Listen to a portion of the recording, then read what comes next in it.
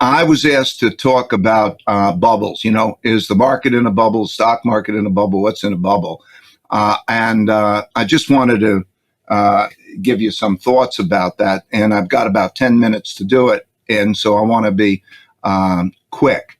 Bunch of years ago, I started to think about, well, what is a bubble? What do I mean when I have a bubble? Because I watched a lot of bubbles over my something like 50 years of investing.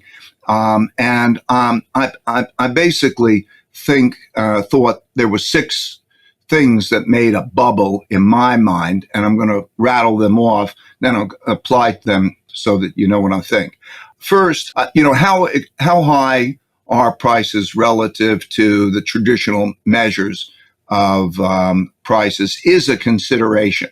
For example, are PEs high or yields low and that kind of thing. That's a consideration, but it's not what I mean by a bubble. Let's say, for example, you can have prices high, which means returns low, and you can have that go on for a very long time. That doesn't mean a bubble pops. So I'm really looking at whether you get a pop, but still it's an ingredient. So for example, let's say if we were to take the bond yields, the bond yields are at extremely low levels. And so think about bonds as having a multiple. The multiples of bonds are, like 75 times earnings or something, depending on what bond market you're operating in. And so when stocks compete with bonds, they're competing with low returns. And so it's not unreasonable to think that the stock market could have a multiple of 50 times. If bonds have a 75 time multiple, why can't bonds? And that means a low return. So that's one of the considerations, but it's not all. The second is prices are discounting unsustainable conditions. So unsustainable starts to be part of this picture of a bubble. Unsustainable means that by the nature of the buying, whoever is doing the buying and however that supply demand, that means that won't be sustained, and that produces a correction or prices going down. And then there's this speculative element, number three. So one of those measures of the speculative elements is new buyers in the market. They're attracted in the market. It's the sort of thing where, you go to a cocktail party and people who are never involved in the thing are investing in it. And that could be tech stocks and it could be real estate and whatever, but, they're drawn in, and that there's big bullish sentiment. So everybody wants, not having these things makes you feel dumb, that kind of thing.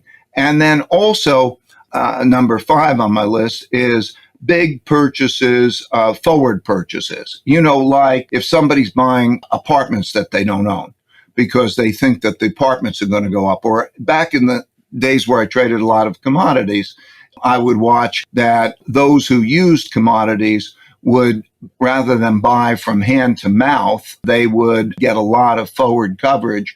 In other words, buy inventory to protect themselves against the prices going up. And so when they go from, as we have recently seen in commodities, when they go from not having forward coverage because prices went down and they kept falling and they say, I don't want to own it, to and then it going up and they say, I want to be protected against it going up, that movement causes a lot of buying and so on.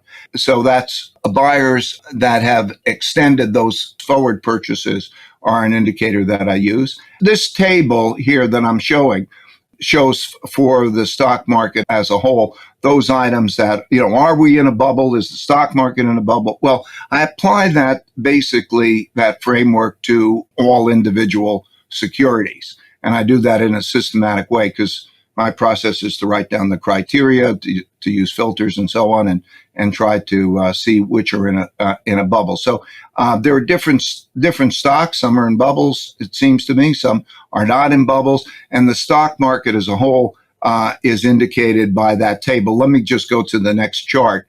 So this chart goes back to 1910, and it shows on an indicator the degree to which we're in a bubble. You could see that it's bubbly and it's not as high as the total bubble, but not as high as it was in 2000, not as high as it was in 1929, but higher than it was in 2007. Let's take a look at the stocks that are in a bubble. A lot of stocks are not in a bubble according to those criteria.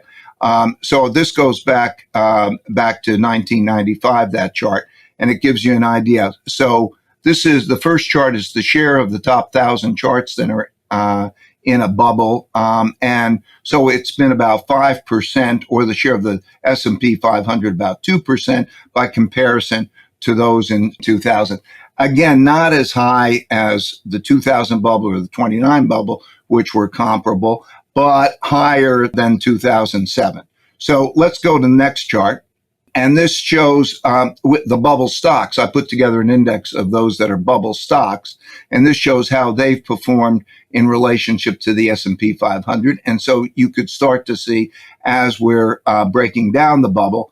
And I believe that that's likely to continue. But being in a bubble, one of the things is, bubbles can expand and contract, and the timing is a big issue. Okay, so why are we in a bubble? This chart goes back to 1900, and the top chart shows debt to GDP. The bottom chart in the blue line shows interest rates, and the red line shows the printing of money, the amount of money that's going in. And so what you can see is when you have a lot of debt, like we have a lot of debt now, and there's a lot of increasing debt, and there's the hitting of zero interest rates in both cases. There's the printing of a lot of money. And that's a key element of the bubbles, because they have a lot of liquidity that comes into the market. And then there's a lot of throwing around that money in terms of bidding up all sorts of assets. So you could see that red line. You could see how when the blue line hits zero, the interest rates 1930, starting in 2008, and since we've had that movement, then you see the largest movement now. So a lot of liquidity, a lot of debt financed debt monetization makes for a classic bubble. Other items are new IPOs, with particularly if they have no earnings, high price to revenue, or in many cases, no prospect of making money. Those are bubble considerations too. So I would say you can't say the stock market is in the highest bubble. You can't even say that it's necessarily in a bubble. You have to distinguish which stocks are in a bubble or have been in a bubble from those that are not in a bubble. There are a lot of stocks that aren't. And that bubble is a little bit like the bond market's bubble. So I hope that gave you a little bit of flavor of bubbles and how I look at them and where we are. Thank you.